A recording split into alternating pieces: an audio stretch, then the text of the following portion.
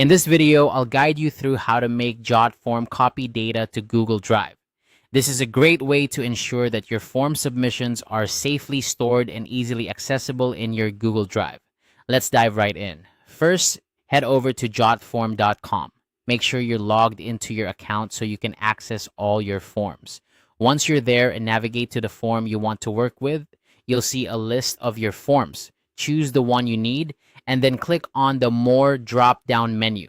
This will reveal additional options for managing your form. From the drop-down menu, click on Create Report. This feature allows you to generate a report of your form submissions in various formats. For our purpose, go ahead and select CSV Report. CSV, or comma separated values, is a simple file format that's widely used for storing tabular data like spreadsheets or databases. After selecting CSV Report, you'll be prompted to enter a report name. Choose something descriptive that will help you easily identify it later. Once you've named your report, you'll see a list of fields from your form. Here, you can select which fields you want to include in your report. Make sure to pick all the relevant fields that you need to analyze or store in your Google Drive. Now, click Create to generate your report. Once the report is created, you'll have the option to download it.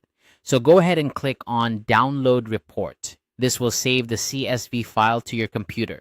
Remember where you save it, as you'll need it for the next steps. Next, open a new tab in your web browser and go to Google Drive. Make sure you're signed into the Google account where you want to store the data. Once in Google Drive, look to the top left corner and click on the New button. This button allows you to add new files and folders to your drive. In the drop-down menu that appears, select File Upload. This will open a file picker window where you can navigate to the location on your computer where you saved the CSV file from Jotform.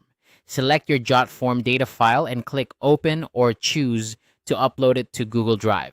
And that's it. You've successfully copied data from Jotform to Google Drive. This process not only helps in backing up your data, but also makes it easier to share with the colleagues or collaborators.